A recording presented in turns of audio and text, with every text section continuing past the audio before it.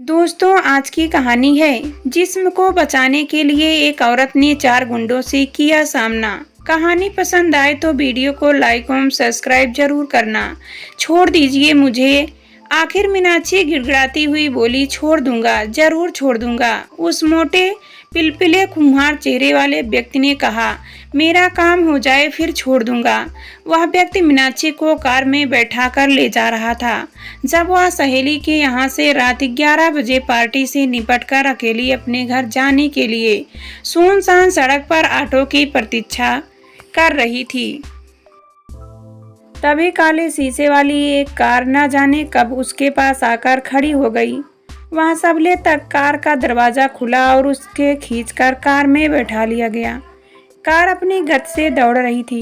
यह सब अचानक उसके साथ हुआ। जब वो एक सहेली के यहाँ से निकली थी तो उसने अपने पति धर्मेंद्र को फोन किया था, मैं निकल रही हूँ। तब धर्मेंद्र ने कहा था, मैं आ रहा हूँ तुम्हें लेने, तुम वहीं रुकना। उनके इनकार करते हुए यह कहा था, नहीं धर्मेंद्र, मत आना लेने, मैं आ जाऊंगी।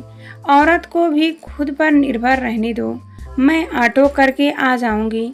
सच, अकेली औरत का रात को घर से बाहर निकलना खतरे को न्योता देना था। इस संदर्भ में कई बार वह धर्मेंद्र को कहती थी कि औरत को अकेली रहने दो, मगर आज उसके जोश की हवा निकल गई थी।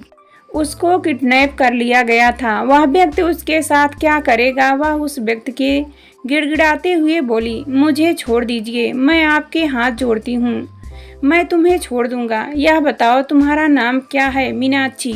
पति का नाम धर्मेंद्र। क्या करता है वह? नगर निगम में लेखाधिकारी है। उस सुनसान सड़क पर क्या कर रही थी?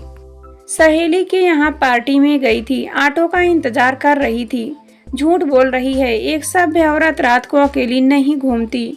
यदि घूमती भी है तो साथ में कोई पुरुष होता है। यह क्यों नहीं कहती कि ग्राहक ढूंढ रही थी? निश्चित ही तू वेश्यावृत्ति करती है।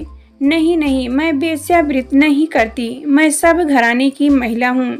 बकवास बंद कर। यदि सब घराने की होती तो रात को अकेली यूं सड़क पर न घूमती। तुझ जैसी सब घराने की औरतें पैसों के लिए आजकल चुपचाप वेश्यावृत्ति करती हैं। उस व्यक्ति ने यह कहकर उसे वेश्या घोषित कर दिया। वह पछता रही थी कि अकेली रात को क्यों बाहर निकली। फिर भी साहस करके वह बोली, अब आपको कैसे समझाऊं? मुझे समझाने में कोई जरूरत नहीं। मैं तुझ जैसी औरतों को अच्छी तरह जानता हूँ। तुम अपने पति को धोखा देकर धंधा करती हो। पति को कह दिया, सहेली के यहाँ जा रही हूँ, आज मैं तुम्हारा ग्राहक हूँ, समझी? कहकर उसने कसकर मीनाक्षी का हाथ पकड़ लिया। अब इसके चुंगल से वह कैसे निकले, कैसे कार से बाहर निकले? उसके भीतर द्वंद्व चलने लगा। इस समय उसके पांव पूरी तरह खुले थे, बस पांव का ही इस्तेमाल कर सकती है। उसने चौराहे के पहले स्पीड ब्रेकर को देख उसके जंघों के बीच जमकर लात दे मारी। खिड़की से टकराकर उसका हाथ छूट गया। तत्काल उसने दरवाजा खोला और कूद पड़ी। जिसके सड़क पर वह गिरी वहां 3-4 लोग खड़े थे। इस तरह फिल्मी दृश्य देखकर वे हतप्रभ रह गए। वे दौड़कर उसके पास आए। उसे चोट तो जरूर लगी, मगर वह सुरक्षित थी। उनमें से एक व्यक्ति बोला, उस कार वाले ने गिराया नहीं। वह हाँफती हुई बोली, क्या खुद गिरी? दूसरे व्यक्ति ने पूछा, हाँ, कहकर उसने केवल सिर हिलाया। मगर क्यों गिरी? तीसरे ने पूछा। उस व्यक्ति ने मेरा किडनैप किया था। कहाँ से किया? चौथे व्यक्ति ने पूछा। आजाद चौक से। उसने उत्तर देकर सड़क की तरफ उस ओर देखा कि कहीं कार पलट कर तो नहीं आ रही है। उसे तसल्ली हो गई कि कार चली गई है। तब उसने राहत की सांस ली। मगर उस व्यक्ति ने तुम्हारा किडनैप क्यों किया? पहले व्यक्ति ने उसकी तरफ शरारत भरी नजरों से देखा। उसकी आंखों में वासना झलक रही थी। उस्ताद, यह भी कोई पूछने वालों की बात है कि इस परी का किडनैप क्यों किया होगा?